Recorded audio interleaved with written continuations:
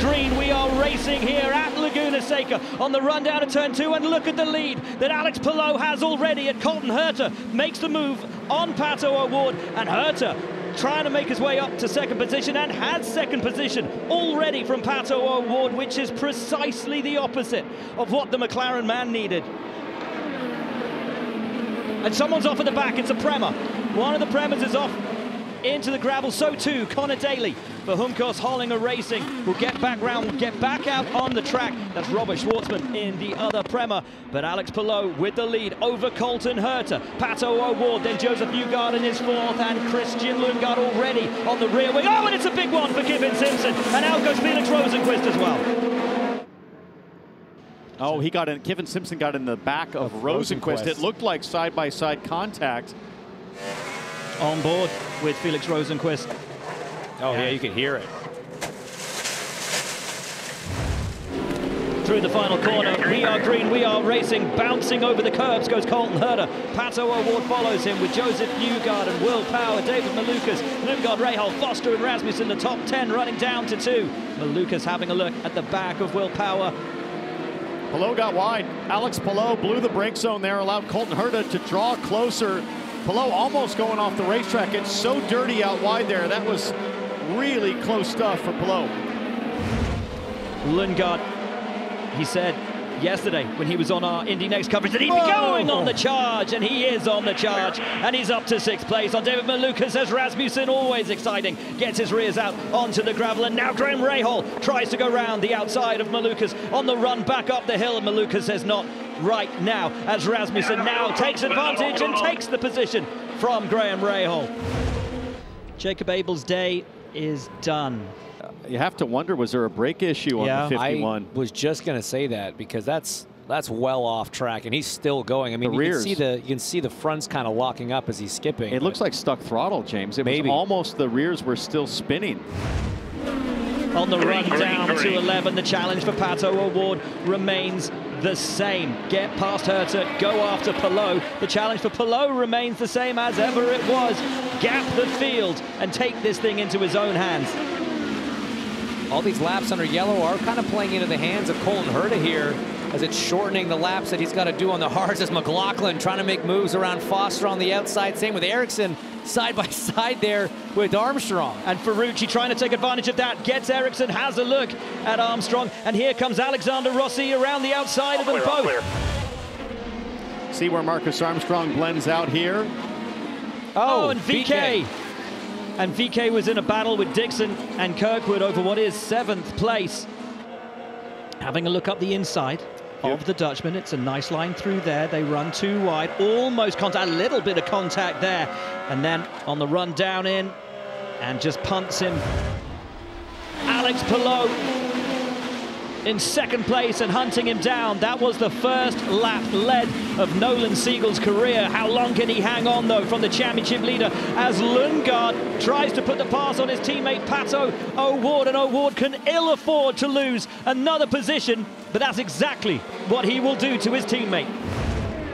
He's got some big pressure from Colton Herta, who desperately needs to get around him to not let Alex Palou get too far ahead. And as we look back, or as we were looking back, there's another orange car in the back of that shot who is catching these two at pace, and that is the McLaren of Christian Lundgaard, who made his way past Pato O'Ward, and there he is, right there in the papaya and black McLaren. He's got himself past Callum Ilott. He's catching these two up. He only pitted a couple of laps before the likes of Alex Palou and Pato O'Ward. He's made up a huge number of places compared to those who started ahead of him, as now Herta takes the place away from Scott Dixon. And now Lundgaard. Oh, is he going? He is up the inside of the corkscrew. Lundgaard, that's magnificent. I love that. Lap pit. Dixon called into pit lane. And folks, listen, we thought that Lundgaard had got ahead of Herta thanks to strategy. He didn't. It was a move, and it's so good we've decided to make it the Pennzoil moment of the race. Look at this, just huge commitment, lunging in on Colton Herta. They had contact at the exit, and that would have been a surprise for Colton Herta. Marcus Ericsson seems to have had a spin around somewhere. He has made Exeter 6 on the way up to the corkscrew. That is a very strange place to be stopped so far out of turn 6 up the hill. I wonder how this happened. High centered on that exit curve and then chased it all the way up the hill. So lucky to not continue going driver's left and be collected by another car. For another time, Palou already has a gap, already is extending as he punches the throttle. And look at Pato O'Ward all over the rear wing of Scott Dixon. Dixon having to defend, Ilott having to defend from Rasmussen. And Rasmussen, tucked up behind the Prema, can find no way through. O'Ward takes a little bit of gravel, and that will allow Ilott just a sniff of the rear wing of the McLaren as the Penske drivers fight over the last remaining places in the top 10. Take a look back at Nolan Siegel in the NTT Data McLaren. And this a replay of Siegel. Oh, big up and in to Louis Foster. Oh, and a spin on the exit of the corkscrew. Kept his foot buried in it. You can just see side by side, Foster not giving him quite enough racing room there. And then he just collided into the side of him. Really nothing Siegel could do. Santino Ferrucci spins and is off, and that is at the top of the hill at the corkscrew. Back under yellow. And Ferrucci, you could see the car beach there, the rear wheels turning, just lost it on his own. Oh boy. The car gets very light as you come up over the crest. Rossi was lucky. Woo. Definitely lucky to avoid getting taken out there. We are back to green running. And once again, it's a perfect run for Alex Palou. It's a little wobble for Lundgaard. But O'Ward with the run on Scott Dixon as he had at the last restart. He has again, and Dixon defends. And O'Ward now up to the inside of Scott Dixon, who runs deep. And the McLaren man will try to take the advantage of that, and so too will Callum Ilott. Ilott looks to the outside, but O'Ward gets the position and gets the job done. Now the Prema man all over the back of the 6-time champion here in the NTT IndyCar Series. Ilott with a best career result of 5th. A 5th place that came here at Laguna Seca, now under pressure from Rasmussen. Has to defend. Rasmussen has a great advantage running up the hill. Can he take advantage? He can't for the moment.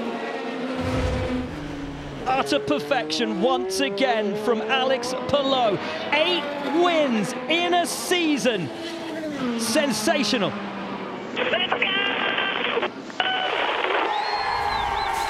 Another win for Alex Palou. A brilliant drive. Lundgaard and Herta deservedly on the podium. O'Ward couldn't quite get done what he needed to, but Dixon coming home in 5th. Up next, it's the BitNile.com Grand Prix of Portland, Sunday, August 10th at 3 p.m. Eastern on Fox.